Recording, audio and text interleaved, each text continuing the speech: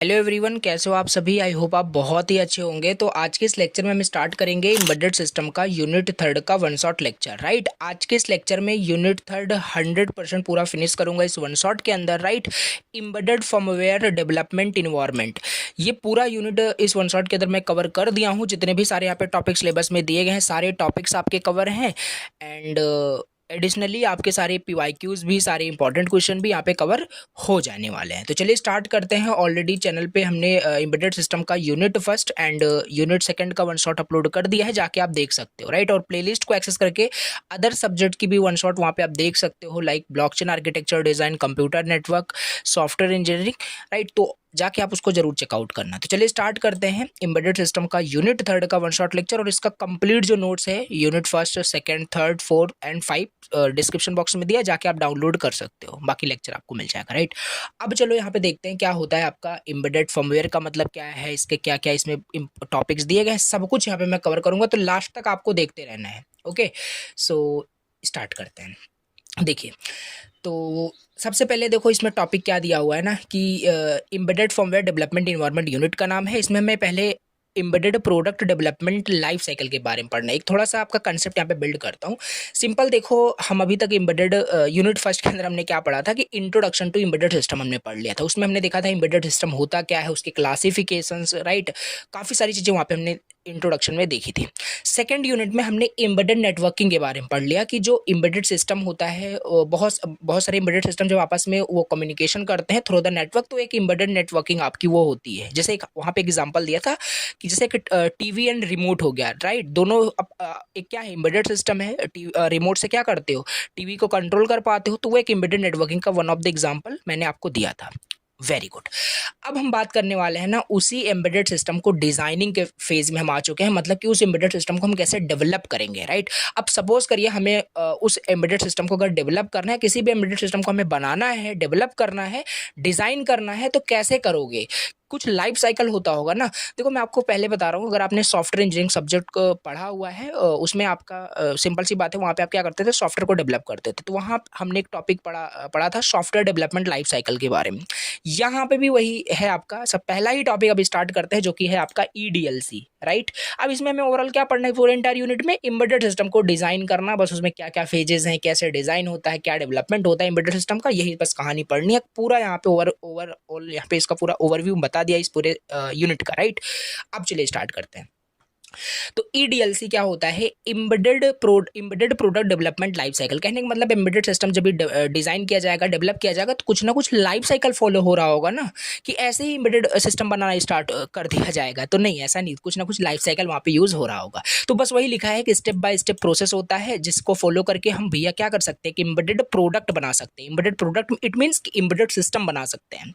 Right, तो यही सब कहानी यहाँ पे लिखी है। जैसे अभी जस्ट बताया, सॉफ्टवेयर इंजीनियरिंग में आप क्या करते हो, सॉफ्टवेयर को डेवलप करते हो using SDLC। Right, SDLC method, software development life cycle. But यहाँ पे सॉफ्टवेयर नहीं है, यहाँ पे एम्बेडेड प्रोडक्ट है, एम्बेडेड सिस्टम, फिजिकल चीज यहाँ पे आप डेवलप कर रहे हो, बट यहाँ पे भी लाइफ साइकिल आपका फॉलो हो रहा है। राइट, अब चलिए यहाँ पे समझते हैं कि बस यही होता है आपका EDLC। समझ में आ गया क्यों जरूरत है। अब सिंपल सी बात है, देखो क्यों जरूरत है, आप पता ही आपको इसकी रिक्वायरमेंट नीड। अगर एक सीक्वेंस से एक लेयर्ड अप्रोच को, एक मेथड को फॉलो करके कुछ चीज़ डेवलप करोगे, तो सिंपल सी बात है डेवलप अच्छे से होगा। ठीक है, ऐसे स्टार्ट कर दोगे तो फिर सही से आपका डेवलपमेंट नहीं हो पाएगा, उसकी टेस्टिंग, उसकी मेंटेनेंस, ओवरऑल फिर लास्ट में क्या होगा, जिसके लिए भी आप एम्बेडेड प्रोडक्ट बना रहे हो, या जैसे सॉफ्टवेयर के टर्म में जब एग्जाम्पल समझते थे, तो वो यूजर सेटिस्फाई नहीं होगा, आपका एम्बेडेड प्रोडक्ट यूजेबल नहीं बनेगा लोगों के लिए, क्योंकि बना के लॉन्च करना है मार्केट में ना।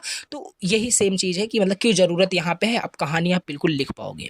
मैं इसलिए लाइन टू लाइन रीड नहीं कर रहा हूँ, लेंदी हो जाएगा लेक्चर। राइट, तो फिर चीज़ें ज़्यादा कवर भी नहीं हो पाएगी, बाकी आपको रटना भी नहीं होता है, पॉइंट टू पॉइंट बस इसे देख लीजिए, एग्जाम में खुद से लिखना होता है। राइट, आपको पहले से आता है। तो यहाँ पे वही लिखा है कि एक प्रॉपर लाइफ साइकिल बहुत ज़रूरी होता है डिज़ाइन, डेवलप, टेस्ट करने के लिए पूरे एम्बेडेड प्रोडक्ट को। तो यही कुछ यहाँ पे है। अब देखिए, आओ चलो इसको भी सारी चीज़ क्लियर हो जाएगी, इसको ज़्यादा हमें नहीं समझना है। अब यहाँ पे हम समझते हैं ऑब्जेक्टिव, मोस्ट इंपॉर्टेंट है। मीन्स कि गोल क्या है EDLC का। EDLC का गोल क्या है, the main goal of EDLC is to provide a structured way to design and develop an embedded system product from the initial state to the final state. कहने का मतलब है इसका ऑब्जेक्टिव क्या है, ईडीएलसी हम क्यों पढ़ रहे हैं, क्यों हम यूज़ करते हैं, सिंपल कि हम एक reliable and efficient immediate product को डेवलप कर सकें, राइट। अब ये सारी चीज़ें प्लीज़ पढ़ना, अगर इसे मैं पढ़ने बैठा तो अगेन कि लेक्चर लेंदी होगा। तो कहने का मतलब है यहाँ पे पहला क्या है, डेवलप करना रिलायबल इफिशिएंट एम्बेडेड प्रोडक्ट्स को लिखा बस यहाँ पे वही है, ensure that the products functions correctly without error. वो आपका एम्बेडेड प्रोडक्ट या सिस्टम जो है काम कर रहा है, राइट। तो एग्जांपल ले लो, रिलायबल ये सब कहने का क्या मतलब है, जैसे washing machine it is a embedded system, right. अब मान लो उसको डिज़ाइन किया गया है, डेवलप किया गया, लॉन्च किया गया, आप यूज़ कर रहे हो, नो प्रॉब्लम, राइट। मान लेते हैं अगर उसमें वहाँ पे भी ईडीएल से सिंपल सी बात है फॉलो हुई है एक अच्छे से, तभी उसको आप यूज़ कर पा रहे हो सही तरीके से, राइट। अब मान लो वहाँ पे बिना किसी मेथड का यूज़ करके, मतलब कि बिना कोई प्रॉपर ऑर्गेनाइजेशन स्ट्रक्चर्ड का यूज़ किए बिना अगर वो बना दिया गया होता तो मे बी ऐसा आपका वॉशिंग मशीन वहाँ पे बन जाता, राइट। कि आप उसमें कपड़े डालते और कपड़ा आपका धुल करके आपको वो ना दे रहा होता, कुछ ना कुछ एरर आ जाता, कहने का मतलब है, समझ पा रहे हो। सो विदाउट एरर यहाँ पे ये आपका रहता है ऑब्जेक्टिव, पहला हो गया। Ensure proper coordination between hardware and software. तो ईडीएलसी की हेल्प से हम क्या करते हैं, हार्डवेयर एंड सॉफ्टवेयर के बीच में प्रॉपर तरीके से कोऑर्डिनेशन हो पाता है, राइट। तो एम्बेडेड सिस्टम क्या है, combination of hardware and software, right. तो लिखा है कि ईडीएलसी हेल्प करता है कोऑर्डिनेट करने के लिए, जो कि हार्डवेयर और सॉफ्टवेयर दोनों मिल करके अच्छे से काम करें, राइट। दूसरा ये आपका हो गया। तीसरा यहाँ पे हो जाएगा to reduce development cost and time. एक मेथड को फॉलो करोगे, आई होप कि आपने सॉफ्टवेयर इंजीनियरिंग का अगर देखा है लेक्चर या सब्जेक्ट आपने पूरा कंप्लीट कर लिया है, राइट। तो या आपने पढ़ा होगा अभी, तो सिंपल सी बात है ये चीज़ आपको समझ में बहुत अच्छे से आ रही होगी। काफ़ी हद आपका पूरा का पूरा वो आपका रिलेट कर रहा है, बस यहाँ पे एम्बेडेड सिस्टम आ गया है बस, राइट। तो यहाँ पे बस वही डेवलपमेंट कॉस्ट एंड टाइम को रिड्यूस करने के लिए आपका ईडीएलसी हेल्पफुल होता है, quality product of the quality को इंक्रीज करने के लिए, इंप्रूव करने के लिए, बेटर प्लानिंग एंड डॉक्यूमेंटेशन हो पाता है आप इसमें अगर EDLC embedded product development life cycle को यूज़ करोगे देन। जैसे कि ये क्या होगा, फ्यूचर में आप उसे मेंटेन भी कर पाओगे, अपग्रेड भी होता रहेगा, कोई प्रॉब्लम नहीं होगी, कहने का मतलब। और यहाँ पे प्रोजेक्ट रिस्क भी नहीं होगा। तो 6 7 8 6 नहीं, यहाँ पे 8 पॉइंट्स मैंने यहाँ पे मेंशन किए हैं, 8 पॉइंट्स आपको यहाँ पे क्या करने हैं, एक्सप्लेन कर देने हैं इन डिटेल, राइट। तो ये चीज़ आपको पॉइंट्स याद रहेगा, तो inner parts you can write your self, तो आप सारी चीज़ें खुद से लिख सकते हो, ठीक है। अभी यहाँ पे हम अगला यहाँ पे टॉपिक डिस्कस कर लेते हैं, जो कि है फेजेस ऑफ ईडीएलसी। अब जो हम बार बार रिपीट कर रहे हैं कि embedded product development life cycle है, राइट। तो इसके अंदर भी कुछ ना कुछ फेजेस होते होंगे, जैसे सॉफ्टवेयर को डेवलप करने में काफ़ी सारे उसमें फेजेस होते हैं, जैसे रिक्वायरमेंट एनालिसिस होता है। दूसरा क्या होता है कि उसको डिज़ाइन करना होता है, फिर उसकी कोडिंग यानी उसकी इम्प्लीमेंटेशन, उसका डेवलपमेंट होता है, फिर उसकी टेस्टिंग होती है, फिर उसका डिप्लॉयमेंट होता है, फिर उसका मेंटेनेंस फर्दर हो रहा होता है। तो वो कुछ फेजेस होते हैं कि नहीं होते हैं। सिंपल यहाँ पे भी अब हम जा रहे हैं एम्बेडेड प्रोडक्ट को डेवलप करने के लिए। अब एम्बेडेड प्रोडक्ट को जब हम डेवलप करेंगे तो उसमें क्या क्या फेजेस यूज़ होंगे यहाँ पे हम देखते हैं। और याद रखना जो चीज़ें वहाँ पे होती है वही सेम एज इट इज़ यहाँ पे भी आप राइट कर सकते हो, कोई इशू नहीं है। क्यों? क्योंकि एज इट इज़ सेम चीज़ आपका यहाँ पे लाइफ साइकिल है, बस यहाँ पे एम्बेडेड सिस्टम आपको डिज़ाइन करना है, वहाँ सॉफ्टवेयर डिज़ाइन कर रहे थे, राइट। यहाँ एम्बेडेड प्रोडक्ट के कंटेक्स्ट में चीज़ें आपको लिखनी है, और इतना आप बिल्कुल इंटेलिजेंट हो, स्मार्ट हो कि कैसे एम्बेडेड सिस्टम के कंटेक्स्ट में आपको लिखना है, और सारे पॉइंट्स आपके same to same as it is वही हैं, राइट। पहला क्या है, रिक्वायरमेंट एनालिसिस। पहले आप क्या करोगे इस फेज में, द डेवलपमेंट टीम जो होगा वो क्लाइंट से मिलेगा या यूज़र को देखेगा कि इंडस्ट्री में क्या चल रहा है, कैसे चल रहा है, किस एम्बेडेड प्रोडक्ट की ज़रूरत है, राइट। एम्बेडेड प्रोडक्ट करना क्या चाहता, मतलब एम्बेडेड प्रोडक्ट क्या करेगा फाइनली डेवलप होने के बाद, राइट। फीचर्स, लिमिटेशन, एक्सपेक्टेशन लोगों की क्या है, सारी चीज़ें गैदर की जाएगी, एनालाइज की जाएगी, राइट। तो फिर उस पर फिर आगे का फेजेस वहाँ पे एग्जीक्यूट किया जाएगा, राइट। तो यहाँ पे कुछ एग्जांपल दिए गए हैं, रीड करना, राइट। तो इसका बस इस फर्स्ट फेज का क्या गोल है कि यूज़र की नीड समझो कि यूज़र क्या चाहते हैं, राइट। तो रिक्वायरमेंट एनालिसिस गैदरिंग का मतलब यही है। अब दूसरा है सिस्टम स्पेसिफिकेशंस, राइट। दूसरा क्या है, सिस्टम स्पेसिफिकेशंस।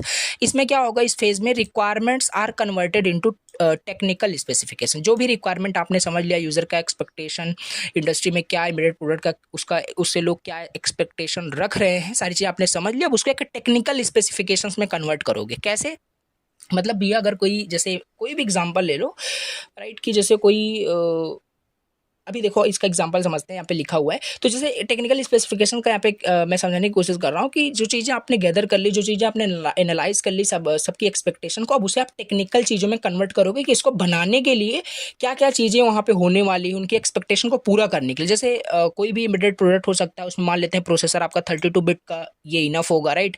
तो ऐसे यहाँ पे सब राइट डाउन किया जाएगा। जैसे वहाँ पे सॉफ्टवेयर जब हम डिज़ाइन करते हैं तो वहाँ पे SRS राइट डाउन करते हैं ना, उसी तरीके से यहाँ पे है, राइट। तो यहाँ पे डिस्प्ले टच स्क्रीन होने वाला है, उसे एम्बेडेड प्रोडक्ट जो भी हम बनाने जा रहे हैं उसमें ऑपरेटिंग सिस्टम लिनक्स का यूज़ होगा, सेंसर उसमें ये 2 चीज़ें होने वाली हैं। तो एक ब्लूप्रिंट तैयार करेंगे, यानी सिस्टम डिज़ाइन करेंगे, सिस्टम स्पेसिफिकेशंस यहाँ पे हम तैयार कर लेंगे। थर्ड यहाँ पे फेज में हम क्या करेंगे, आर्किटेक्चर को डिज़ाइन करेंगे। Design the overall structure of the system.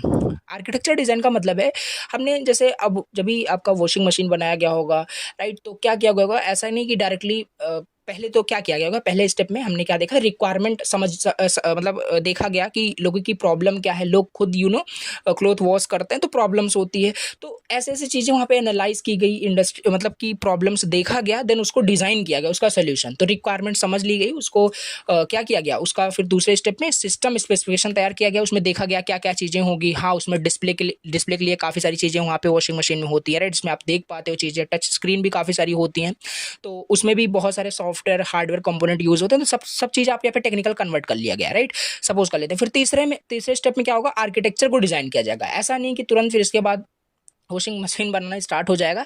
तीसरे में उसका एक ब्लूप्रिंट, उसका एक आर्किटेक्चर तैयार किया जाएगा कि फाइनली जब हम डेवलप कर चुके होंगे उस एम्बेडेड प्रोडक्ट को, तो वो दिख कैसे रहा होगा। यही होता है आर्किटेक्चर डिज़ाइन का मतलब।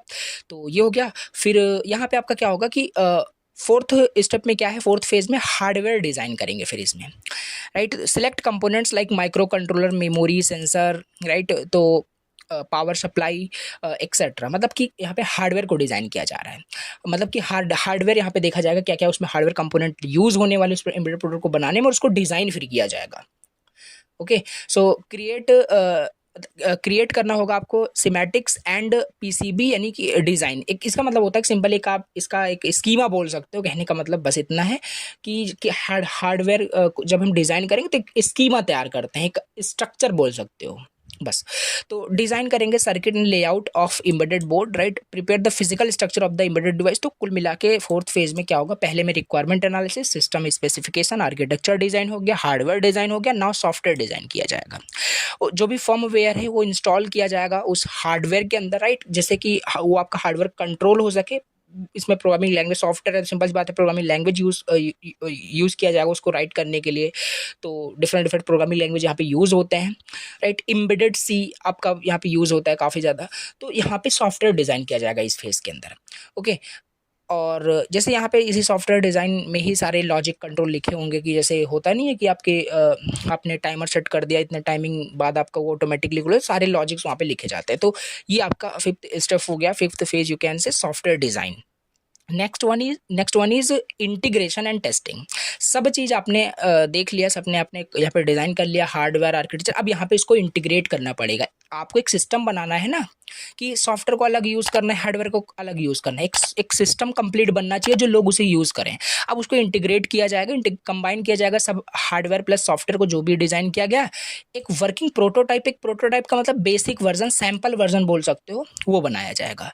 फिर उसको टेस्टिंग की जाएगी। अब डिफरेंट टाइप्स की टेस्टिंग होती है, हमने देखा है, unit testing, integration testing, system testing, काफ़ी सारी टेस्टिंग हमने सॉफ्टवेयर इंजीनियरिंग में पढ़ा है। बस यहाँ पे भी देख लो, ये सारी टेस्टिंग होती है।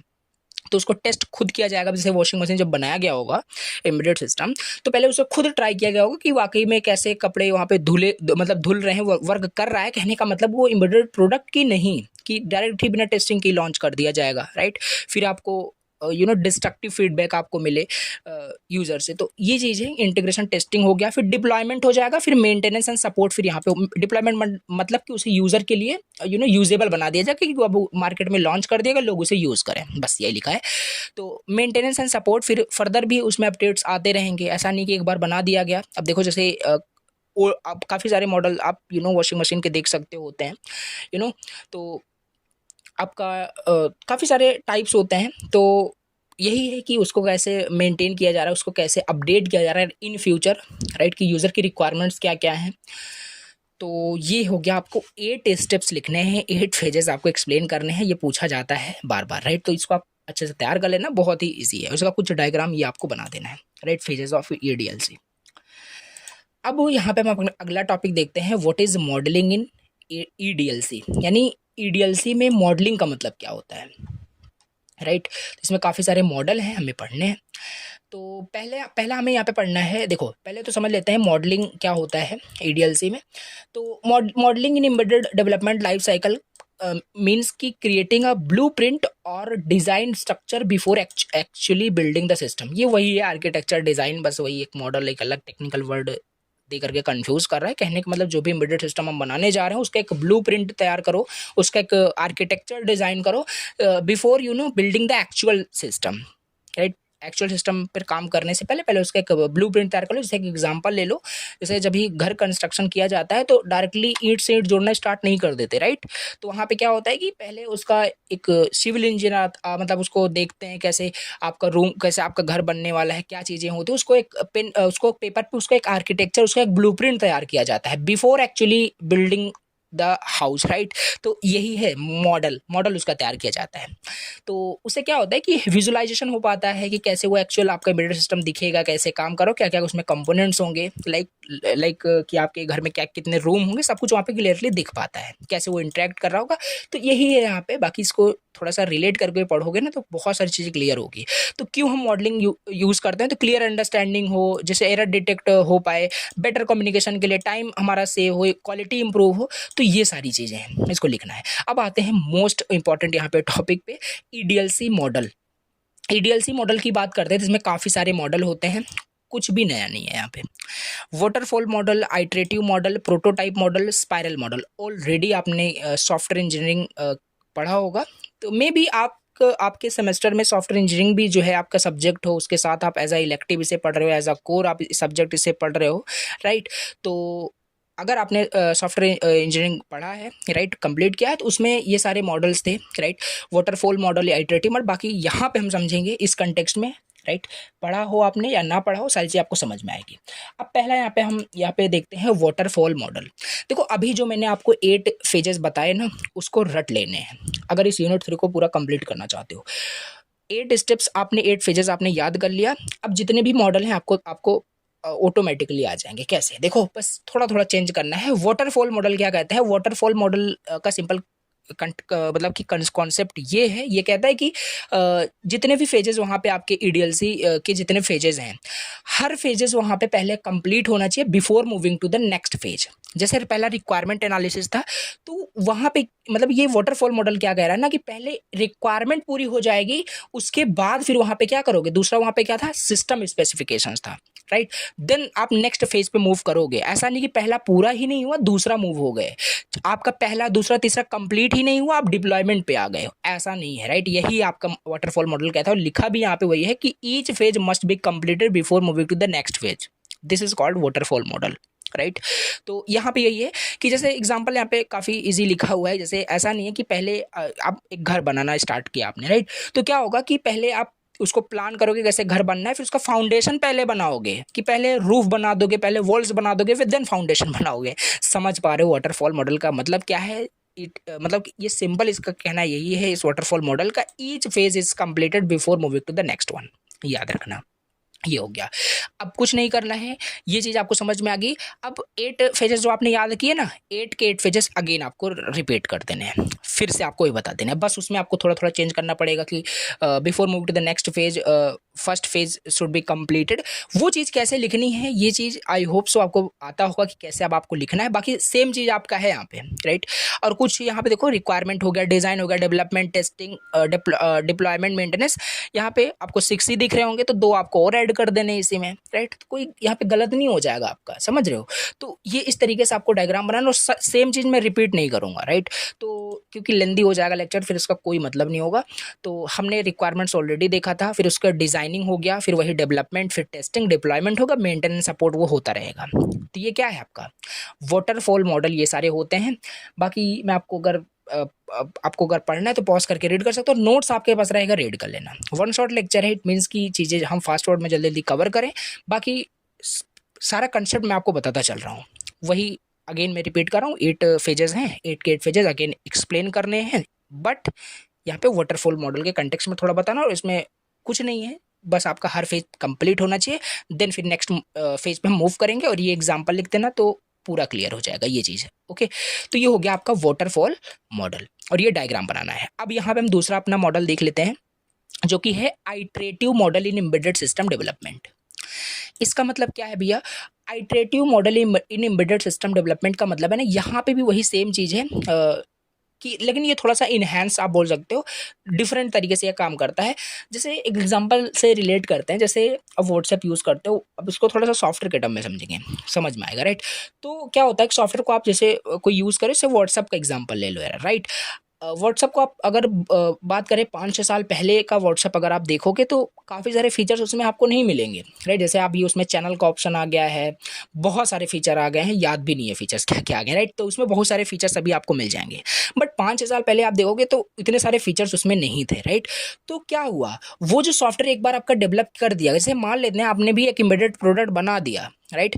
तो उसमें यूज़र की नीड्स पे, यूज़र के बेसिस पे, यूज़र के फीडबैक पे, या आप उसमें क्या इंप्रूवमेंट कर पा रहे हो, नए नए फीचर्स, नए नए फीचर्स क्या क्या ऐड कर पा रहे हो उस प्रोडक्ट में, उस सॉफ्टवेयर में, ये चीज़ मतलब ना, फिर उसको क्या किया जाएगा, उसको इम्प्रूव किया जाएगा।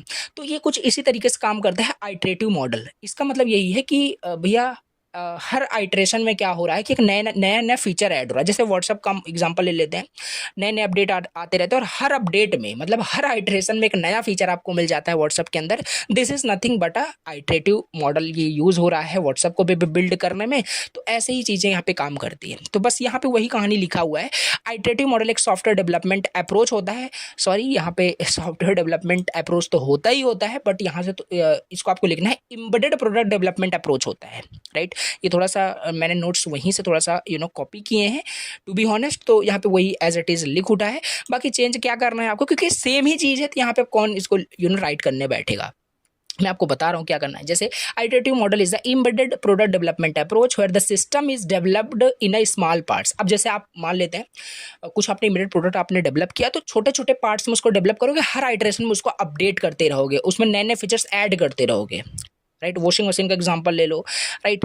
तो ये सिंपल चीज़ है, काफ़ी सारे एग्जाम्पल आप पे राइट डाउन कर सकते हो। तो प्रोडक्ट यहाँ पे ना आइटरेटिव में स्टेप बाय स्टेप बिल्ड होता है। देखो बता रहा हूँ ना, यहाँ पे फीडबैक लिया जाता है हर वर्जन में, राइट? व्हाट्सअप का जब भी नया फीचर आता है तो उससे भी काफ़ी सारे, उसमें भी यूज़र का फीडबैक लिया जाता है, लोग वहाँ पे रिव्यू करते हैं, फिर उस पर नेक्स्ट आइटरेशन में क्या होता है, उसको सॉल्व किया जाता है, और अच्छे फीचर्स आते हैं। तो ये बस यही है यहाँ पे।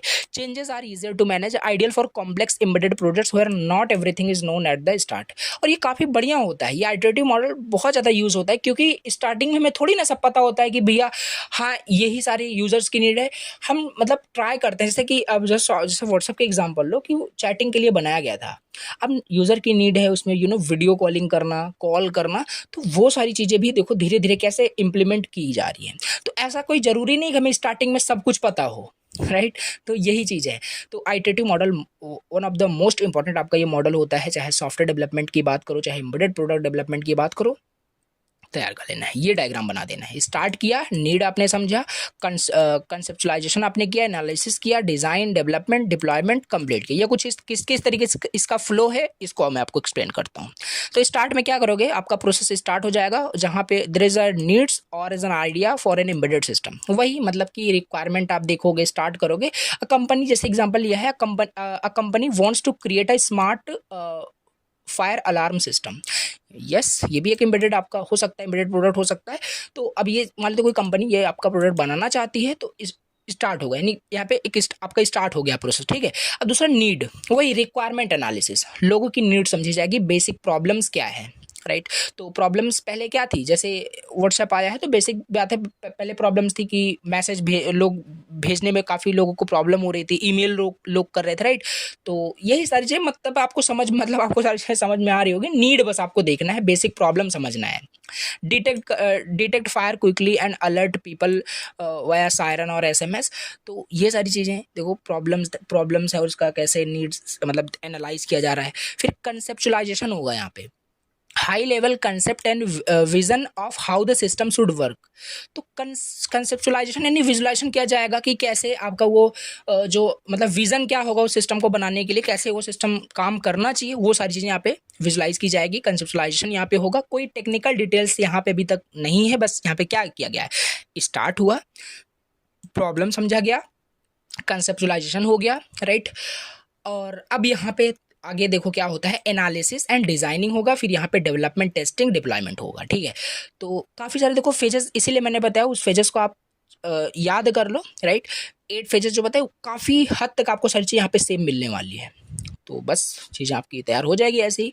तो अब इसमें देखो एनालिसिस फिर से आ गया, analyse the requirements what the system should do, decide which sensor, processor और कंपोनेंट्स आर रिक्वायर्ड उस एम्बेडेड प्रोडक्ट बनाने में, क्या क्या उसमें यूज होने वाला है, ये सब यहाँ पे एनालाइज किया जाएगा, राइट। जैसे यहाँ पे क्या बनाया जा रहा है, स्मार्ट फायर अलार्म सिस्टम बनाया जा रहा है, जिसमें क्या क्या चीज़ें यहाँ पे यूज हो सकते हैं। टेम्परेचर सेंसर होगा एक जो सेंस करेगा फायर को, राइट, स्मोक को, ये सारी चीज़ें काफ़ी सेंसर ये आपके होते हैं। माइक्रो कंट्रोलर आपके आर्डिनो यूएनओ को आपके हो सकते हैं, जीएसएम मॉड्यूल यहाँ पे हो सकता है। तो काफ़ी सारी चीज़ें पे एनालाइज की जाएंगी, फिर इसका डिजाइनिंग स्टार्ट होगा, आर्किटेक्चर बनाया जाएगा और उसका ब्लूप्रिंट तैयार किया जाएगा। यहाँ पे फ्लो चार्ट काफ़ी सारे आपके, जैसे डीएफडी डायग्राम होता है, राइट, डेटा फ्लो ग्राफ होता है, तो वो सब बनाया जाएगा, जिससे सारी चीज़ें वहाँ पे पूरी वर्किंग समझ में आती है कैसे वो काम कर रहा है। सूडो कोड, फ्लो चार्ट बनाया जाता है, circuit diagram connecting sensor to Arduino, right. तो सेंसर फ्लो दिखेगा कैसे सेंसर काम कर रहा है। तो इस तरीके से देखो सारे फेजेस आपको एक्सप्लेन करने हैं, start, need, conceptualisation, analysis, design, next one is development and testing. आपने डिज़ाइन भी कर लिया, सारी चीज़ें आपने समझ लिया। अब इसके बाद यहाँ पे डेवलपमेंट एंड टेस्टिंग की बारी आती है, यानी अब यहाँ पे आप क्या करोगे,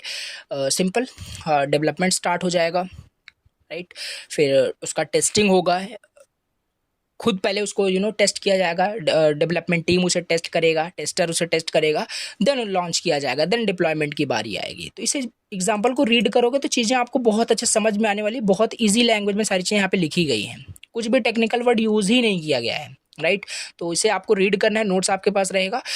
डिप्लॉयमेंट फिर आपको वो यानी वर्किंग वर्जन बन गया है, डिप्लॉय कर दो एक्चुअल इन्वायरमेंट में, लोग उसे यूज़ कर पाएँ जो भी एम्बेडेड प्रोडक्ट आपने बना दिया है, ठीक। तो ये चीज़ है।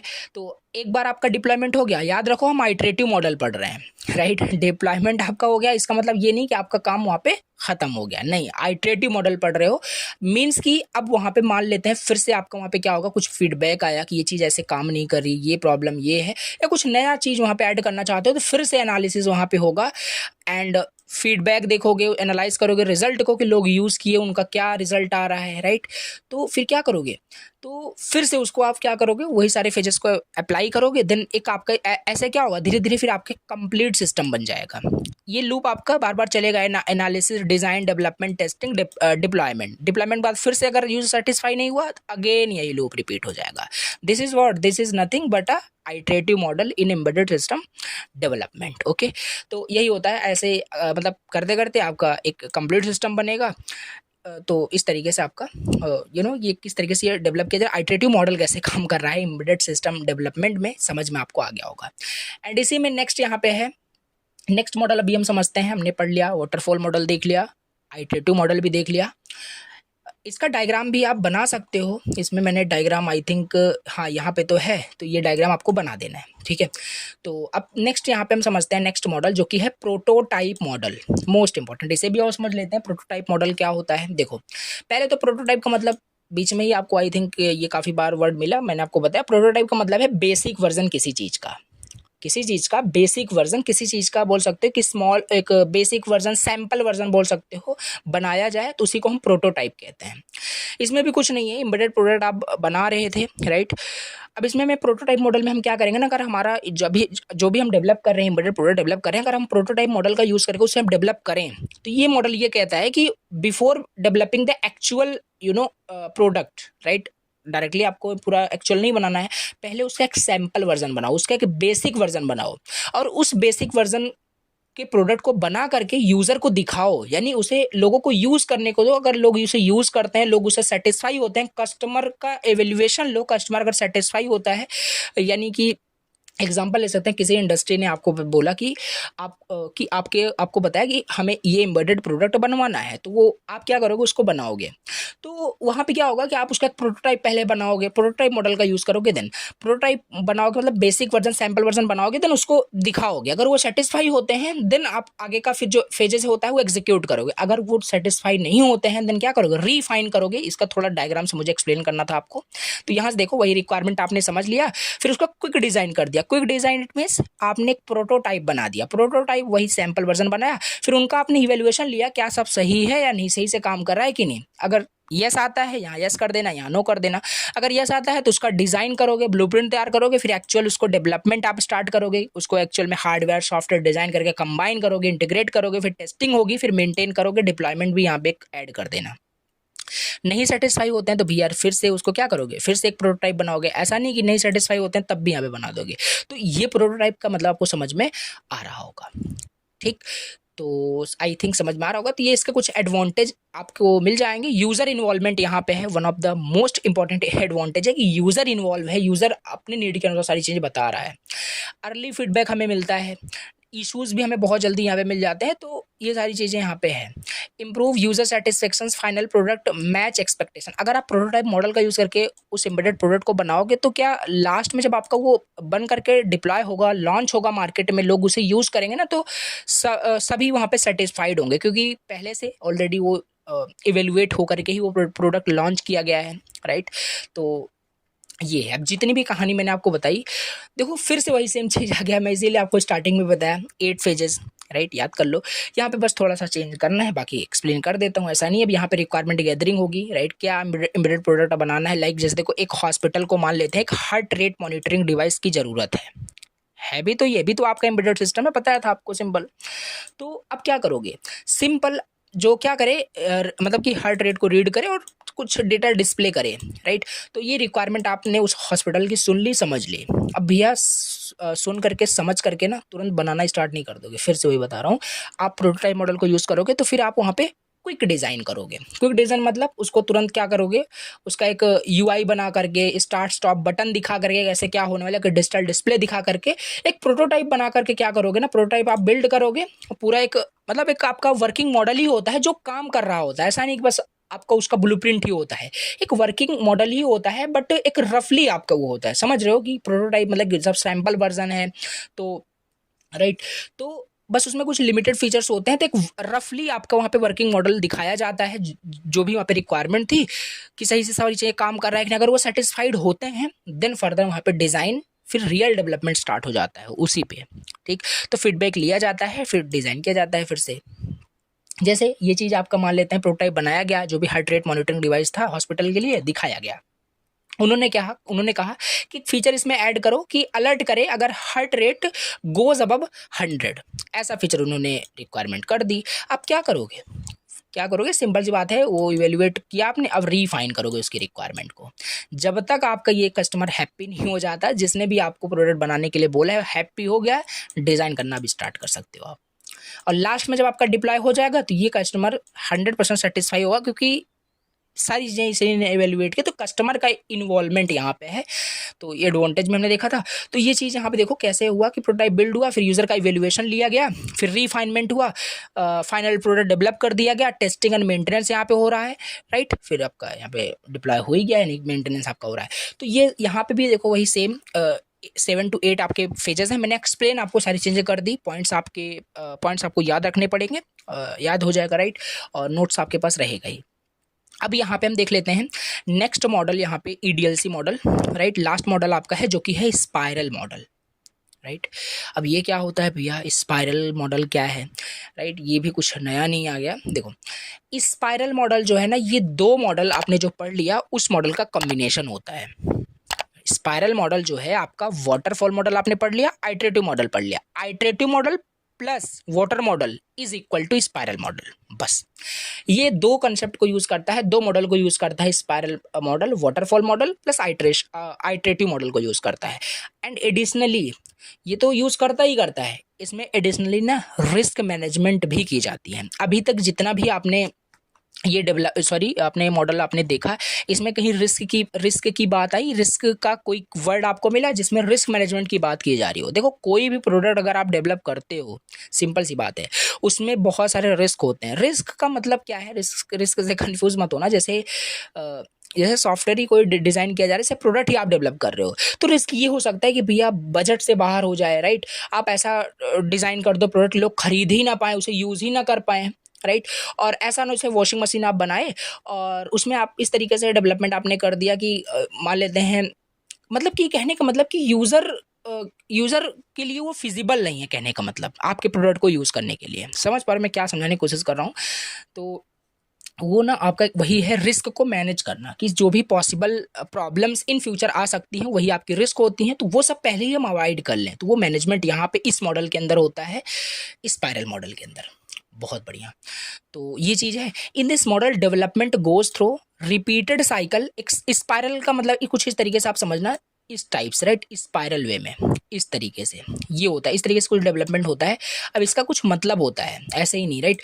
जैसे एक यहाँ पे स्पाइरल साइकिल में कुछ ना कुछ इस वहाँ पे फीचर्स डेवलपमेंट वहाँ पे होगा, फिर नेक्स्ट यहाँ पे आइट्रेशन में ऐसे देखो आइट्रेशन भी हो रहा है और हर फेज यहाँ पे कंप्लीट भी है। तो आइट्रेटिव प्लस वाटरफॉल, यही इसका डायग्राम है, अभी एक्सप्लेन करूंगा।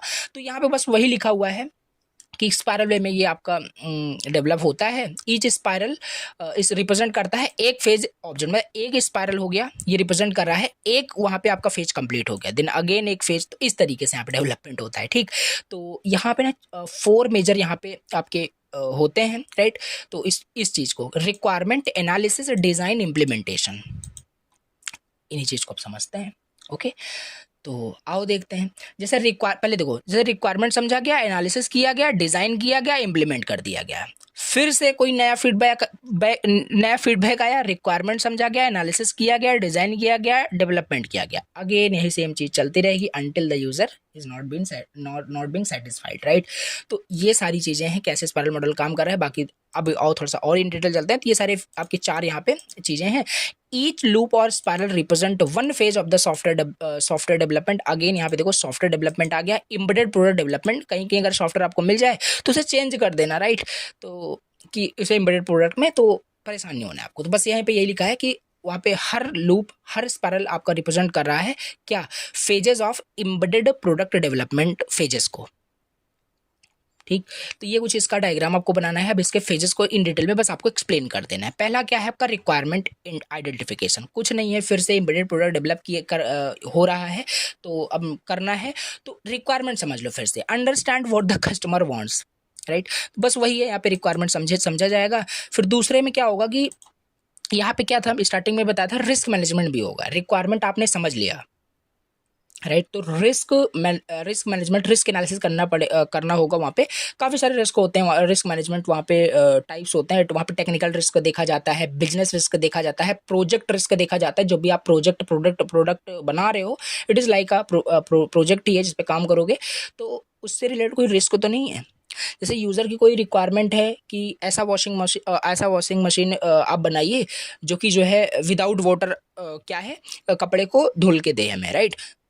इट इज़ मतलब ये पॉसिबल है ऐसा, मतलब कोई प्रोडक्ट? तो ये यही है मतलब कहने का मतलब कि वो ऐसा ना हो कि कोई इमेजिनरी कोई ऐसा रिक्वायरमेंट आपको दे रहा है, तो वो सारी चीज़ें ना फिजिबल होनी चाहिए, कहने का मतलब। तो रिस्क एनालिसिस यहाँ पे किया जाएगा। मोस्ट इंपॉर्टेंट फेज होता है स्पाइरल मॉडल का ये। पॉसिबल रिस्क देख लो कि टेक्निकल चैलेंजेस, बजट इशू ना हो, यूज़र मिसअंडरस्टैंड ना हो रहा हो चीज़ों को लेकर के, जो अभी हो रहा था, ठीक है? जो विदाउट वाटर वो ट्राई कर रहा है क्लोथ को धुलने का। तो ऐसे इसको रिलेट करके समझने की कोशिश करो। तो रिस्क एनालिसिस यहाँ पे किया जाएगा। फिर डिज़ाइन एंड डेवलपमेंट, अगेन वही कहानी आपको लिखनी है। यहाँ पे देखो थोड़ा थोड़ा पॉइंट्स में बता दिया, बिकॉज आपको चीज़ें वो चीज़ आप पढ़ लोगे स्टार्टिंग से, तो ये चीज़ आप खुद भी लिख पाओगे। क्योंकि आप सोचो अगर सारी चीज़ें आप अलग अलग सबकी याद करने बैठोगे तो स्पाइरल को आप आइटरेटिव में लिख के आओगे, आइटरेटिव को वाटरफॉल में लिख के आओगे। इसीलिए मैं ये आपको टिप्स, एज अ टिप्स आप इसे समझ सकते हो। जो बता रहा हूँ एक चीज़ आप समझ लो, बस आपको चेंज करके लिखना है, राइट? तो ये है, इसमें रिस्क एनालिसिस एक ऐड हो गया है, बाकी सेम चीज़ आपका वही है, ठीक? तो ये हो गया आपका, हमने समझ लिया, सारे आपके मॉडल्स हमने देख लिए, राइट। तो सारे मॉडल यहाँ पे हमने कंप्लीट कर लिए। एक बार मैं फिर से आपको दिखा देता हूँ कितने मॉडल्स थे। तो एक सेकंड, चलते हैं ईडीएलसी मॉडल पे। तो काफ़ी इंपॉर्टेंट ये आपका टॉपिक था, राइट। वाटरफॉल मॉडल्स आपको यहाँ पे काफ़ी 7 मार्क्स के क्वेश्चन मिल सकते हैं। डिफरेंस भी इनमें मिल सकता है, तो अच्छे से जब आप समझे रहोगे तो डिफरेंशिएट भी कर पाओगे। तो ये चारों मॉडल हमने क्या किया इन डिटेल यहाँ पे समझ लिया है। अब हम अपना अगला टॉपिक डिस्कस करते हैं। लेक्चर अगर आपको समझ में आ रहा हो तो प्लीज़ लाइक कर देना, राइट, और कमेंट करना है लेक्चर समझ में आ गया हो तो। अब यहाँ पे आगे का चलो टॉपिक स्टार्ट करते हैं, डिस्कस करते हैं, जो कि है हार्डवेयर सॉफ्टवेयर को डिज़ाइन। क्या है ये, राइट, ये भी सिलेबस में दिया हुआ है। व्हाट इज हार्डवेयर सॉफ्टवेयर को डिज़ाइन, इसका मतलब क्या है, इतना तो क्लियर है। अगर ये चीज़ हटा दें, हार्डवेयर सॉफ्टवेयर डिज़ाइन अगर आपसे बोला जाए तो समझ पा रहे हो कि हाँ, हार्डवेयर को डिज़ाइन किया जाएगा, सॉफ्टवेयर को डिज़ाइन किया जाएगा। नेमली यहाँ पे मतलब कि सिर्फ हम अभी समझ रहे हैं, जो हम वर्ड बोल रहे हैं उससे कुछ निकालने की कोशिश कर रहे हैं। लेकिन यहाँ पे लिख दिया गया है हार्डवेयर सॉफ्टवेयर को डिज़ाइन, तो इसका मतलब क्या है अब हम यहाँ पे समझते हैं, राइट। तो इसका मतलब यहाँ पे ये है कि ये आपका हार्डवेयर सॉफ्टवेयर को डिज़ाइन एक प्रोसेस होता है सिंपल डिज़ाइन करने का, hardware and software. Hardware it is like processor, sensor, memory, right, and software like control programs, operating system, different आपके सॉफ्टवेयर हो सकते हैं। अब इनका को डिज़ाइन का मतलब क्या है ना, यही है को डिज़ाइन का मतलब कि इनको इस तरीके से डिज़ाइन किया जाए कि ये दोनों बहुत अच्छे से कंपैटिबल हों, अच्छे से ये दोनों मतलब कि दोनों चीज़ें मतलब अच्छे से काम कर सके एम्बेडेड सिस्टम में। हार्डवेयर एंड सॉफ्टवेयर को डिज़ाइन का मतलब यही होता है कि together it works very well in an embedded system, right. तो ये चीज़ समझ में आ रहा होगा। जैसे instead of designing hardware and software separately, ऐसा नहीं कि हम हार्डवेयर को अलग डिज़ाइन करें, सॉफ्टवेयर को फिर अलग डिज़ाइन करें, तो बाद में जब उसको इंटीग्रेट करें हमें एरर मिल जाए, तो ऐसा नहीं। इसीलिए ये भी टॉपिक हमें यहाँ पे पढ़ना है, समझना है, जैसे यहाँ पे थ्योरेटिकली कि हार्डवेयर सॉफ्टवेयर को डिज़ाइन किया जाता है, मतलब इस तरीके से डिज़ाइन किया जाए ताकि मतलब कि उसको जब इंटीग्रेट किया जाए कोई इशू, कोई प्रॉब्लम ना है, मतलब कि हार्डवेयर और सॉफ्टवेयर टुगेदर वो अच्छे से काम करें एम्बेडेड सिस्टम में। तो यहाँ पे बस वही लिखा है कि instead of designing hardware and software separately, हम को डिज़ाइन वहाँ पे यूज़ करते हैं, मेथड को यूज़ करते हैं। और को डिज़ाइन क्या इंश्योर करता है भैया, बेटर परफॉर्मेंस, कॉस्ट भी बचेगी। हार्डवेयर अलग बनाओ, सॉफ्टवेयर अलग बनाओ तो कॉस्टली हो जाएगा, फास्टर डेवलपमेंट हो पाएगा। एक तीर से दो निशाने हैं, ये एग्जांपल बढ़िया है। तो ये चीज़ है आपका, ये हार्डवेयर सॉफ्टवेयर को डिज़ाइन समझ में आ गया होगा। क्यों जरूरी है आपका को डिज़ाइन, क्यों ज़रूरत है आपके एम्बेडेड सिस्टम में, सिंपल लिख सकते हो जैसे कि कॉम्पैक्ट एंड रिसोर्स लिमिटेड आपका ये एम्बेडेड सिस्टम हो, must respond quickly, often design for a specific task. तो काफ़ी सारी चीज़ें हो सकती हैं। तो एक टाइट इंटीग्रेशन वहाँ पे होगा सॉफ्टवेयर एंड हार्डवेयर के बीच में, जिससे क्या होगा, रियल टाइम परफॉर्मेंस मिलेगी। अलग अलग अगर बनाया जाएगा तो प्रॉब्लम्स में भी इन फ्यूचर वहाँ पे काफ़ी सारी प्रॉब्लम्स आ सकती हैं, ठीक। तो एक ही साथ अगर को डिज़ाइन किया जाएगा तो real time performance, minimum memory and power वहाँ पे कंज्यूम वहाँ पे होने वाला है, कॉस्ट एंड टाइम गोल्स जो है वो भी अचीव हो जाएगा। तो अब ना यहाँ पे हार्डवेयर एंड सॉफ्टवेयर को डिज़ाइन हमने समझ लिया, क्या ज़रूरत है ये भी समझ लिया। अब यहाँ पे इंपॉर्टेंट समझते हैं जो कि है 4 कॉमन इश्यूज जो हार्डवेयर सॉफ्टवेयर को डिज़ाइन में आता है। जब भी हम बात करते हैं कि हार्डवेयर एंड सॉफ्टवेयर को हम एक साथ डिज़ाइन करेंगे एम्बेडेड सिस्टम के अंदर, कहना आसान है, कि इम्प्लीमेंट करना उतना ही मुश्किल, राइट। तो अब यहाँ पे ना वही जो हम बात कर रहे हैं इशूज आएगा जब हम एक साथ बात कर रहे हैं, इसको एक साथ हम डिज़ाइन करेंगे सही से आपका रियल टाइम परफॉर्मेंस, हमें उसका एडवांटेज तो काफ़ी सारी चीज़ समझ में आ रही है, बट उस पर इशूज अब समझते हैं जब हम उसको रियल उसका डिजाइनिंग करेंगे, को डिजाइनिंग करेंगे। So we will face many issues, right. Now let discuss. अब यहाँ पे पहला जो है टाइमिंग मिसमैच।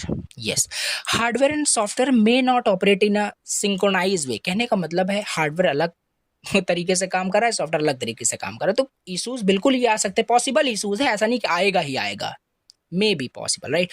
तो ये चीज़ है। तो एक सिंक्रोनाइज वहाँ पे टाइमिंग मिसमैच का एक इशू आ सकता है। सॉफ्टवेयर देखो जैसे लिखा है इजी लैंग्वेज में, software expect data in 1 millisecond but hardware sends it in 2 millisecond. तो क्या होगा, data loss, corruption, system crash हो गया, बहुत सारी चीज़ें हो जाएगी। तो इससे क्या होगा कि इसका सोल्यूशन भी यहाँ पे है, प्रॉब्लम समझ लिया, सोल्यूशन ये है कि टाइमिंग एनालिसिस एंड टेस्टिंग करो, आरटीओएस यानी रियल टाइम ऑपरेटिंग सिस्टम का यूज़ करो, तो जिससे वो बहुत हद तक कि टाइमिंग मैच वहाँ पे काम करती है। हमें यहाँ पे रियल डेवलपमेंट नहीं करना है एम्बेडेड प्रोडक्ट का, एग्जाम ओरिएंटेड टाइम पे समझ रहे, बाकी अच्छे सारी चीज़ आपको समझ में आ रही होगी। टाइमिंग मिसमैच हमने देख लिया, पहला design issue. Second one is communication delay. Communication delay क्या है, simple, delay in data transfer between hardware and software modules. होता नहीं है। जैसे एग्जांपल ले लो, जैसे क्या होता है कि जैसे मतलब कि कम्युनिकेशन डिले आपका हार्डवेयर एंड एक हार्डवेयर दूसरे हार्डवेयर के बीच में हो सकता है, हार्डवेयर एंड सॉफ्टवेयर के बीच में हो सकता है। जैसे आप मान लो टीवी में क्या करते हो, रिमोट से चैनल चेंज करते हो, बटन प्रेस करते हो, राइट। तो बटन को आपने प्रेस कर दिया, सपोज करो आपने बटन प्रेस किया और चैनल चेंज हो रहा है 10 मिनट बाद, 1 घंटे बाद चैनल चेंज हो रहा है, तो क्या हुआ, यही है आपका communication delay, right. Remote and TV के बीच में जो भी कम्युनिकेशन हुआ वो डिले के साथ हो रहा है। तो इससे क्या हो रहा है कि यूज़र के एक्सपीरियंस जो है ना बहुत बेकार हो जाएगा, यहाँ पे वही लिखा हुआ है, राइट, एग्जांपल जो मैंने बताया। तो ये सिंपल चीज़ है। तो ऑप्टिमाइज डेटा कम्युनिकेशन प्रोटोकॉल वहाँ पे हम यूज़ करें, जो कि हमने ऑलरेडी कवर कर रखा है, एसपीआई, I2C, ये सारे आपके क्या होते हैं कि जैसे टास्क सिंक्रोनाइज रखने के लिए ये सारे आपके प्रोटोकॉल होते हैं, डिस्कस किया था, देखे हो अगर यूनिट सेकंड तो समझ में आ रहा होगा। फिर इसके बाद यहाँ पे थर्ड जो आपका डिज़ाइन इशूज़ है वो है आपका resource sharing. Multiple software components में try to use the same hardware resource at the same time, तो प्रॉब्लम्स आएगी ही आएगी, ठीक। तो ये है। और इसमें इसमें जो है आपका फोर्थ जो प्रॉब्लम है सिंक्रोनाइजेशन का, hardware and software must work in synchronize with perform to perform task correctly. कहने का मतलब यहाँ पे जो भी हार्डवेयर एंड सॉफ्टवेयर को डिजाइनिंग जो की जा रही है उसमें एक इशू ये हो सकता है सिंक्रोनाइजेशन का। सिंक्रोनाइजेशन का मतलब ये है कि दोनों सही से काम करें एक साथ, एट द सेम टाइम भी वो सिंक्रोनाइज वे में काम करें। ऐसा ना हो कि एट द सेम टाइम अगर रिसोर्स को शेयर किया जा रहा है या एक ही डेटा को एक्सेस करना चाह रहे हैं तो प्रॉब्लम्स अकर हो जाए, वहाँ पे डेडलॉक जैसी कंडीशंस बन जाए, तो वो सारी प्रॉब्लम्स नहीं होनी चाहिए। सिंक्रोनाइजेशन का मतलब ये है। तो इसका सोल्यूशन क्या होगा, अगर ऐसा होता है तो क्या होगा, टास्क शेड्यूलिंग वहाँ पे हम तरीका यूज़ कर सकते हैं, काफ़ी सारे यहाँ पे ये सब मैंने आपको यूनिट सेकंड में बता रखा है, सीमा फोर सिंक्रोनाइजेशन मैकेनिज्म क्या क्या है। तो आई होप आपने देखा है तो क्लियर होगा, चीज़ें नहीं देखा तो स्टार्टिंग से देख रहे हो तो क्लियर होगा। अब यहाँ पे अपना लास्ट यहाँ पे टॉपिक डिस्कस करते हैं, राइट। अभी इसमें काफ़ी सारी चीज़ें हमें पढ़नी है, लास्ट टॉपिक है, राइट। अब यहाँ पे है कंप्यूटेशनल मॉडल, हमें समझना है कंप्यूटेशनल मॉडल। हमने ईडीएलसी मॉडल देखा था ना, उसी तरीके से यहाँ पे कंप्यूटेशनल मॉडल हमारे सिलेबस में दिया है। एंड कंप्यूटेशनल मॉडल यहाँ पे कितने दिए हैं, 5 मॉडल हमें पढ़ना है। पहला पढ़ना है डेटा फ्लो ग्राफ मॉडल है, स्टेट मशीन मॉडल है, कॉन्करेंट प्रोसेस मॉडल है, सीक्वेंस प्रोग्राम मॉडल है, ऑब्जेक्ट ओरिएंटेड मॉडल है। Very good. अब इन्हें डिस्कस करेंगे इन डिटेल में। इसमें से कोई सा भी 7 मार्क्स में कभी भी एग्जाम में पूछ सकता है, ठीक है, तो अच्छे से तैयार करना है। तो कंप्यूटेशनल मॉडल अभी हमें पढ़ना है, पांचों के पांचों इन डिटेल में। पहला यहाँ पे चलो यहाँ पे देखते हैं, what is a data flow graph, DFG क्या होता है, राइट। बस यहाँ पे डीएफजी आपके कंप्यूटेशनल मॉडल है जो यूज होता है रिप्रेजेंट करने के लिए flow of data between operation of task in a program और सिस्टम। कहने का मतलब है जो भी एम्बेडेड आपका सिस्टम है, एम्बेडेड प्रोडक्ट है, उनके बीच में डेटा का फ्लो कैसे एक हार्डवेयर से दूसरे हार्डवेयर में या सॉफ्टवेयर टू हार्डवेयर कैसे, मतलब डेटा का फ्लो कैसे हो रहा है between task, between operations, between hardware, ये आपका डेटा फ्लो ग्राफ बताता है, दिखाता है।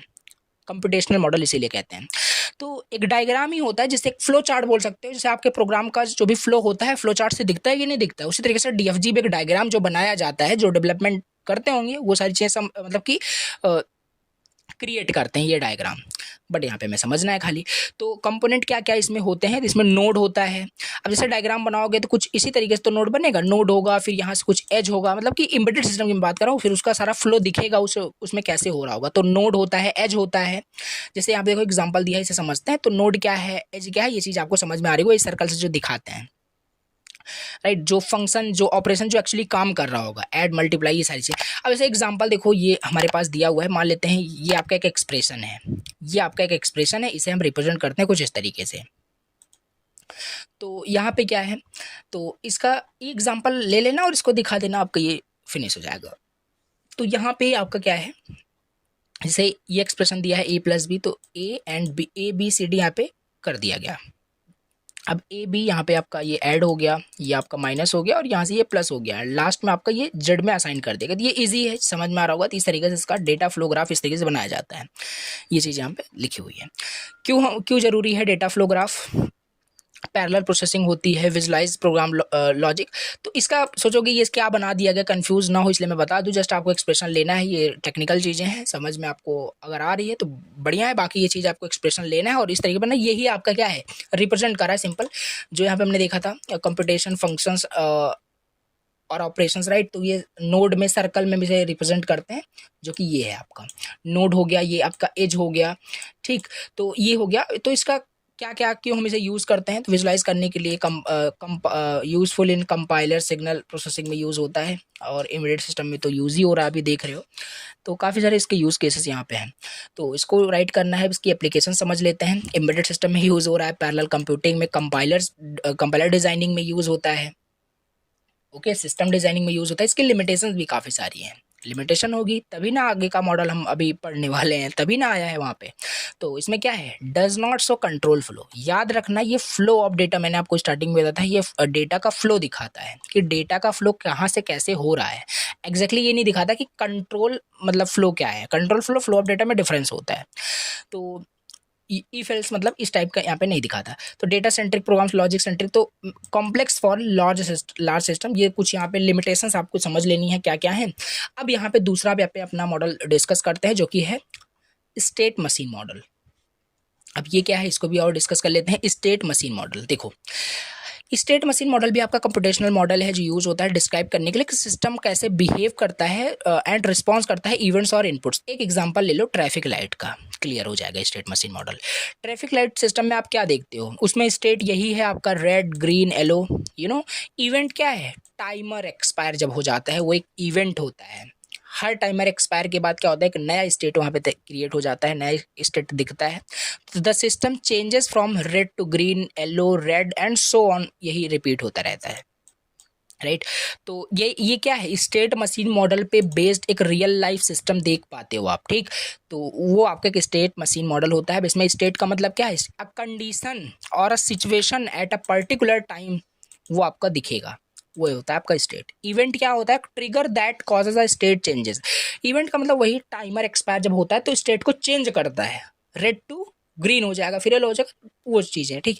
ट्रांजिशन क्या होगा, ट्रांजिशन वही जो मूवमेंट हुआ एक स्टेट से दूसरे स्टेट, उसे हम ट्रांजिशन कह रहे हैं। इनिशियल स्टेट डिफॉल्ट में रेड है, राइट, जैसे रेलवे ट्रैक पे बात करें रेड होता है इनिशियल स्टेट, फाइनल स्टेट, तो काफ़ी सारी चीज़ें, आप एंडिंग स्टेट ऑप्शनल वहाँ पे, बट ये आपका होता है। तो ये कुछ चीज़ें आपको यहाँ पे एक्सप्लेन करनी है, स्टेट मशीन मॉडल के अंदर लिखना है। तो अब यहाँ पे इसमें क्या क्या कंपोनेंट्स आपके यूज़ होते हैं, कंपोनेंट्स बात कर लें स्टेट मशीन डायग्राम के, इसके डायग्राम है आई थिंक, तो ये है, राइट, अभी समझ में आ जाएगा।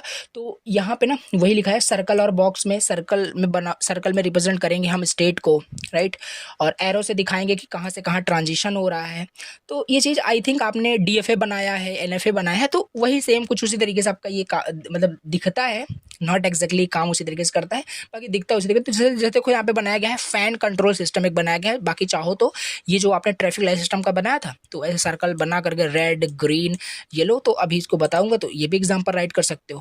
बाकी यहाँ पे फैन कंट्रोल सिस्टम का दिखाया गया state off, low, medium, high, ये हो सकता है ट्रांजिशन। यहाँ पे बटन प्रेस करोगे, बटन प्रेस करना है, it is a event, then ये आपका ऑफ टू लो हो जाएगा, फिर मीडियम, देन हाई, देन ये। फैन को ऑन नहीं करते हो तो सिंपल आप रेगुलेटर को इंक्रीज करते रहोगे, फैन की स्पीड बढ़ती रहेगी। तो कुछ वो भी स्टेट मशीन मॉडल का एग्जाम्पल से रिलेट कर सकते हो। क्यों हम यूज़ करते हैं, इवेंट ड्रिवन सिस्टम को बनाने के लिए हम इस मॉडल को यूज़ करेंगे ही करेंगे, ठीक है। जैसे ट्रैफिक लाइट सिस्टम का one of the real life example देख सकते हो जो यूज़ हुआ है। अब वो कहाँ कहाँ ये यूज़ होता है, एम्बेडेड सिस्टम में तो यूज़ हो ही रहा है, गेम डेवलपमेंट में भी होता है, ठीक है। जैसे काफ़ी सारे गेम्स आपने खेला होगा, रन करता रहेगा, जंप करेगा, तो वो स्टेट्स पे बेस्ड होते हैं। ट्रांजिशन अगर एक स्टेट से दूसरे स्टेट में ट्रांजिशन हो रहा है ना, तो उसे समझ सकते हो कि स्टेट मशीन मॉडल का यूज़ किया गया होगा वहाँ पे। यूआई यूएक्स डिजाइनिंग में, प्रोटोकॉल डिजाइनिंग में ये यूज़ होता है। इसके एप्लीकेशंस आपको याद रखने हैं। लिमिटेशंस भी इसकी कुछ यहाँ पे हैं, not suitable for complex system with thousands of states, तो can become hard to manage and it too many transition और कंडीशन यहाँ पे हो जाते हैं। हाँ, इसका डायग्राम देख लो, तो यहाँ पे वही है, सर्कल में यहाँ पे क्या स्टेट दिखाया जा रहा है, और ट्रांजिशन वन देखो यहाँ से लोडिंग टू मतलब हो रहा है। तो यहाँ पे कुछ नहीं करना, वही ले लेना जो ट्रैफिक लाइट सिस्टम को मैंने बताया था, रेड ग्रीन येलो करके ऐसे दिखा देना यहाँ पे, राइट। तो ये क्या है, सिंपल, ये जो पूरा आपने बनाया है ना, यही है आपका स्टेट मशीन मॉडल, जो एक स्टेट से दूसरे स्टेट पे ट्रांजिशन हो रहा है, बट कुछ इवेंट को अकर करने के बाद। अब यहाँ पे हम अपना अगला मॉडल डिस्कस करते हैं, कंप्यूटेशनल मॉडल के अंदर आता है, जो कि है concurrent process model.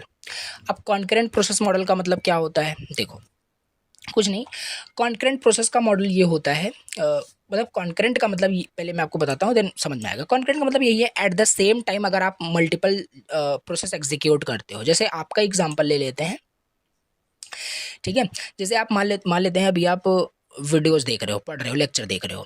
Eight the same time मान लेते हैं आप खाना भी बना रहे हो, राइट। आप रूम पे अकेले रहते हो, आप खाना भी बना रहे हो, तो क्या कर रहे हो आप लेक्चर चला दियो, लेक्चर भी आप देख रहे हो और खाना भी बना रहे हो। This is just concurrent process जो आप एग्जीक्यूट कर रहे हो, राइट। अब इसे आप मल्टीटास्किंग मत बोल दीजिएगा, काफ़ी चीज़ें यहाँ पे बहुत एक अलग ये कंसेप्ट पे फिर मैं चला जाऊंगा अगर आपको डिफरेंस बताना स्टार्ट करूँ। बाकी बस इतना याद रखना, देखो मल्टीटास्किंग का मतलब यही है कि एक टाइम पे क्या कर रहे हो आप, दोनों के दोनों चीज़ एग्जीक्यूट कर रहे हो वो है। बट एक टाइम पे आप नोटिस करना, आप एक टाइम पे एक ही काम कर रहे हो, आप स्विचिंग कर रहे हो। यहाँ पे कंटेक्स्ट स्विचिंग का कंसेप्ट आता है। आप स्विच करते हो, चाहे मिली सेकंड के लिए स्विच कर रहे हो। लेक्चर देख रहे हो तो आप इसी को देखोगे एक दो सेकंड, फिर खाना बनाना स्टार्ट कर दोगे, राइट। फिर से देखोगे, फिर खाना बनाना स्टार्ट कर दोगे। इसे हम कॉन्करेंट प्रोसेस बोलते हैं। कंकरेंसी एंड मल्टीटास्किंग में डिफरेंट चीज़ें हैं, ठीक है। समझ पा रहे हो, बस यहाँ पे यही है कि मल्टीपल प्रोसेस अगर आपका यहाँ पे रन लिखा हुआ है, run at the same time भी आप यहाँ पे राइट कर सकते हो कुछ हद तक। बट एक्चुअली जो मैं आपको बता रहा हूँ, एट द सेम टाइम वो दोनों चीज़ें एग्जीक्यूट नहीं होती। अगर ऐसा हो जाता है ऐसे एट द सेम टाइम वो जो है एग्जीक्यूट होता है मल्टीपल प्रोसेस, सॉरी, तो क्या होगा कि वो मल्टीटास्किंग में आ जाएगा। तो वो मैनेज किया जाता है, क्या होता है कि उसे स्विच किया जाता है। तो ये थोड़ा इसके कंटेक्स्ट में, ये कॉन्करेंसी का मतलब मैं आपको बताना चाह रहा था, समझ में आ गया होगा।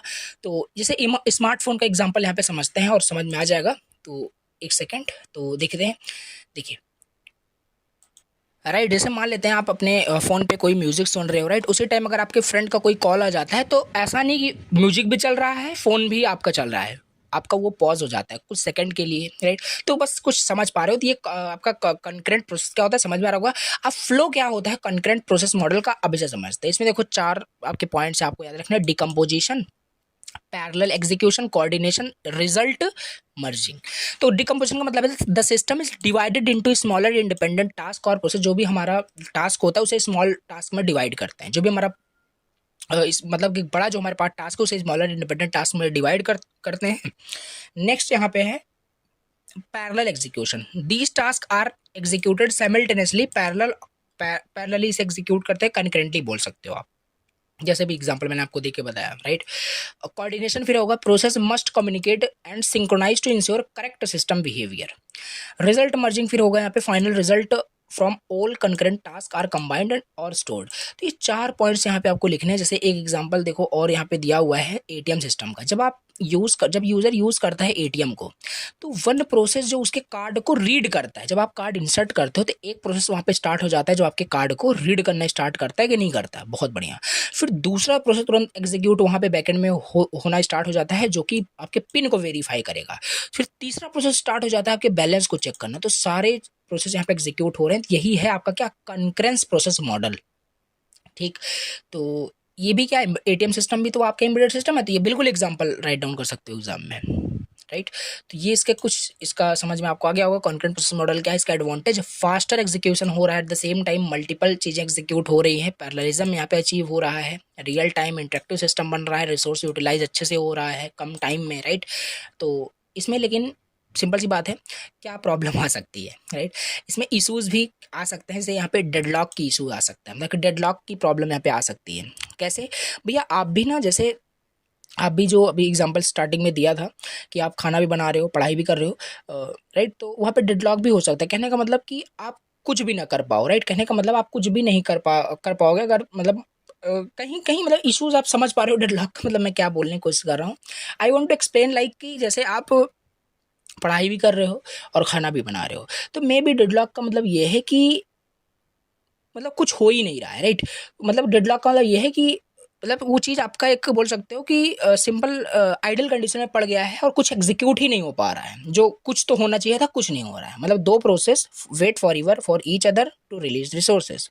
रेस कंडीशन एक इशूज हो सकता है। Output depends on the order of execution which is unpredictable. Race condition का मतलब ये है कि जो भी आपका एग्जीक्यूट हो रहा है, जो भी टास्क, वो एक ऑर्डर में, मतलब कि जो आपका वहाँ पे आउटपुट है एक ऑर्डर में अगर एग्जीक्यूट होगा तभी वो आपका डिपेंड करेगा।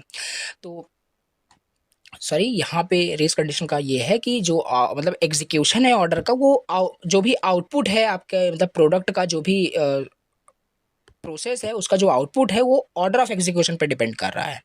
ठीक है। कॉम्प्लेक्स डिबगिंग क्या है, ये भी एक इश्यूज है। Hard to trace issues due to multiple process running, resource sharing हो जाएगा।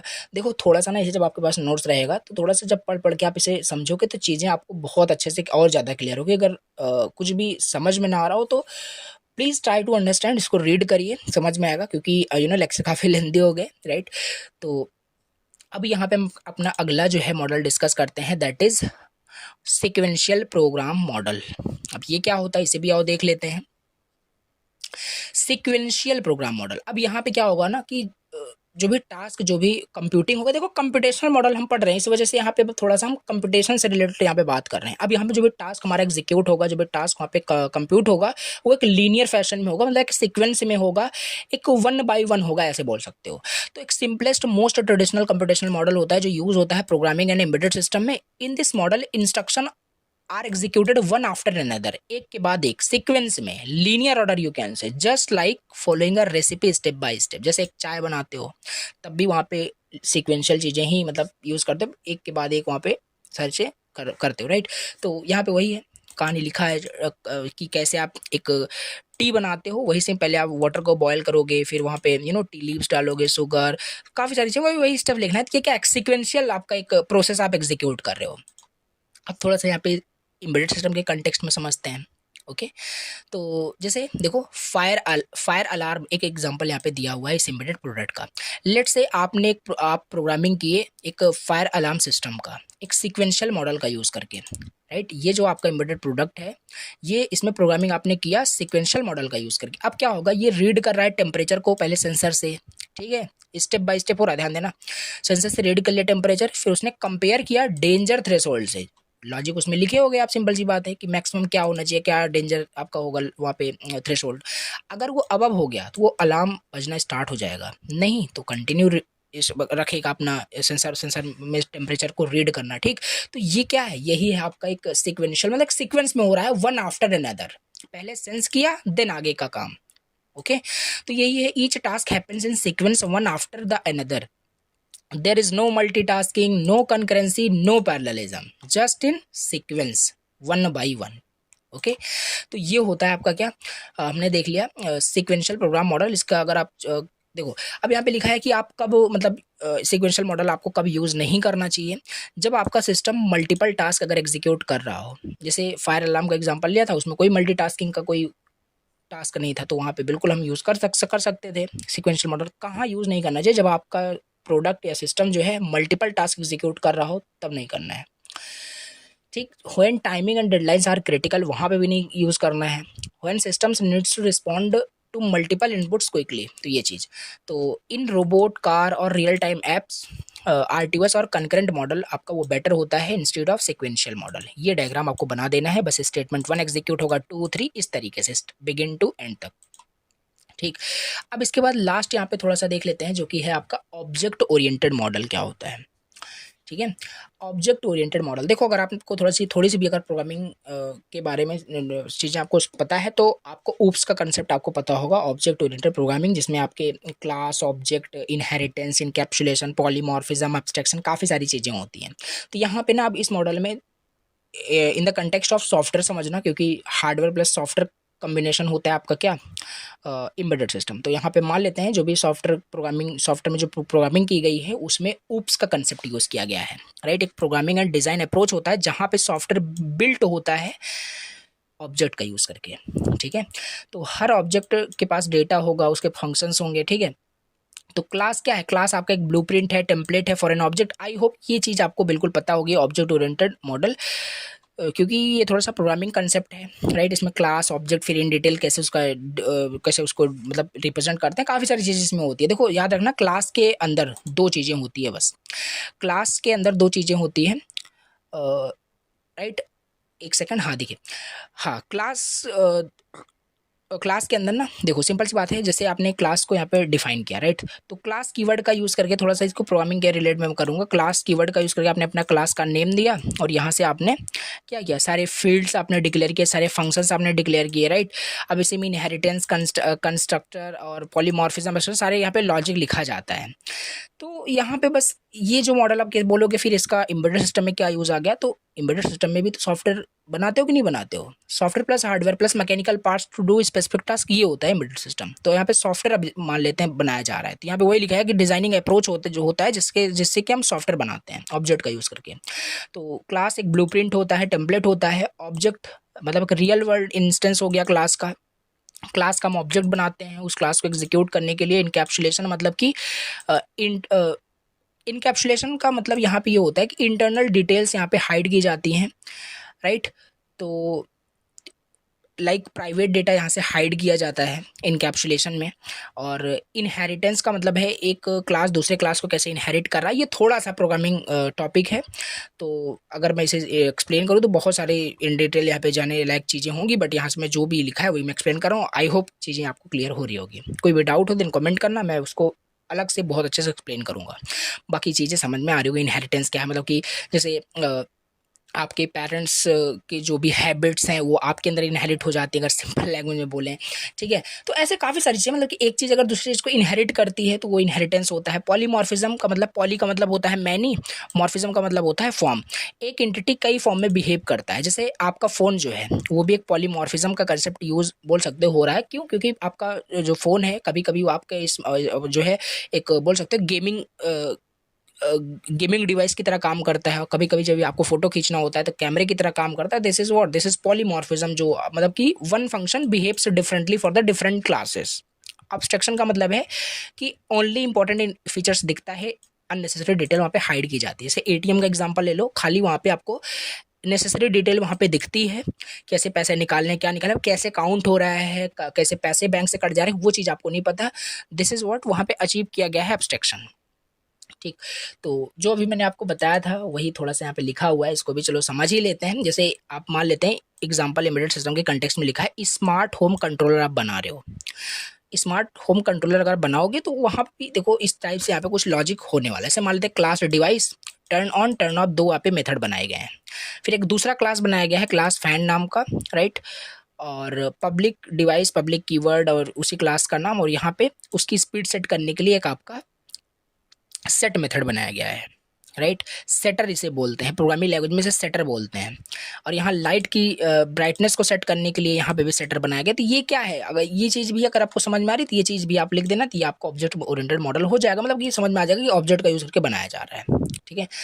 तो ये सब क्या है, यही है आपका ऑब्जेक्ट ओरिएंटेड मॉडल, जो कंप्यूटेशनल मॉडल का आपका टाइप था। बेनिफिट देख लो, इसके लिमिटेशंस देख लो। तो बेनिफिट मॉड्यूलर कोड हो जाता है। क्यों हम प्रोग्रामिंग लैंग्वेज में ऊप्स का कंसेप्ट यूज़ करके हम कोड करते हैं, इससे हमारा जो कोड होता है काफ़ी मॉड्यूलरिटी अचीव होता है। छोटे छोटे पार्ट्स में डिवाइड, छोटे छोटे ऑब्जेक्ट्स में टूट जाते हैं, तो इसे मैनेज करना इजी होता है। रीयूजेबल हो जाता है, easy to maintain, support testing, scalable design. Limitation यहाँ पे बट ओवरहेड की समस्या होती है, बहुत ज़्यादा मेमोरी आपका कंज्यूम होता है। Not always real time friendly, complexity तो इंक्रीज हो ही जाएगी, क्लास ऑब्जेक्ट वहाँ पे होगा तो थोड़ा सा कॉम्प्लेक्सिटी इंक्रीज। तो यहाँ बेनिफिट लिमिटेशंस यहाँ पे भी हैं। अब कब यूज़ करना है आपको ये, जब आपको तब यूज़ करना है जब एम्बेडेड प्रोजेक्ट आपका लार्ज है, like smart TV, drones, automotive, right.